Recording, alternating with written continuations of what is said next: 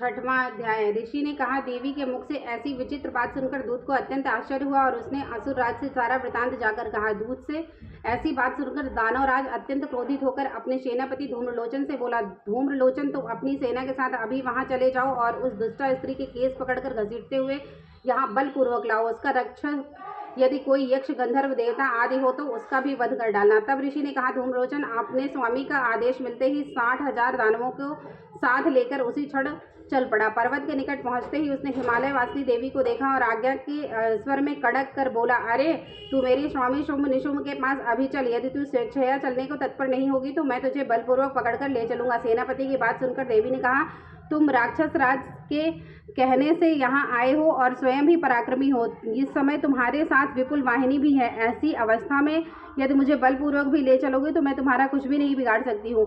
तदनंतर ऋषि ने पुनः कहा। देवी का नकारात्मक उत्तर सुनकर धूम्रलोचन वेगपूर्वक देवी की ओर दौड़ पड़ा। तब देवी ने हूं शब्द का उच्चारण करके उसे वहीं ढेर कर दिया। फिर तो वह विशाल सेना एक ही बार में देवी पर टूट पड़ी। तत्पश्चात दानवीय सेना के साथ अंबिका द्वारा तीक्ष्ण बाणों, शक्तियों और फरसों का युद्ध चलने लगा। इससे इतना देखकर देवी वाहन क्रुद्ध सिंह भी अपने आयालों, गर्दन के लंबे बाल को फटकारता हुआ राक्षसी सेना में घुस पड़ा। सिंह ने कुछेक को पंजों के खरोच से, कितनों को जबड़ों से और कितनों को धराशायी करके दाढ़ों के प्रहार से मार डाला।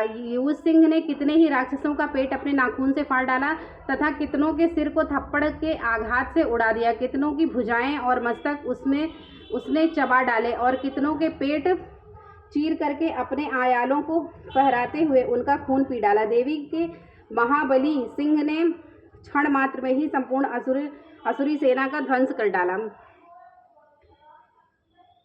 जब शुंभ को यह खबर मिली कि युद्ध में धूम्रलोचन मारा गया तथा उसकी समस्त सेना का विनाश सिंह द्वारा हो गया और अत्यंत क्रोधावेश में उसके होंठ कंपायमान हो गए, उसने चंडमुंड नामक 2 महाबलशाली दानवों को आदेश दिया, हे चंडमुंड, तुम अपनी असंख्य सेना के साथ अभी वहां जाकर उसे बांध लो और उसे घसीटते हुए मेरे पास लाओ। यदि उसे इस प्रकार लाना संभव न हो तो असुरी सेना की मदद से उसे वहीं पर मार डालना।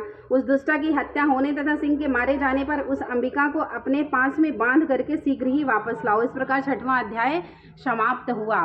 बोलो जगत जननी माँ अम्बे की जय। ओम सर्वमंगल मांगल्ये शिवे सर्वासाधके शरण्ये त्र्यंबके गौरी नारायणे नमोस्तुते, नारायणे नमोस्तुते। ओम कर्पूरगौरम करुणावतारम संसारसारम भुजगेन्द्रहारम सदा वसन्तं हृदयालविन्दे भवं भवानी सहितं नमामि। त्वमेव माता च पिता त्वमेव बन्धुः च सखा त्वमेव विद्या द्रविडं त्वमेव सर्वं मम देवदेवं। हरे राम राम राम हरे हरे, हरे कृष्ण कृष्ण कृष्ण हरे हरे, हरे राम राम राम हरे हरे, हरे कृष्ण कृष्ण कृष्ण हरे हरे। बोलो जगत जननी माँ अम्बे की जय।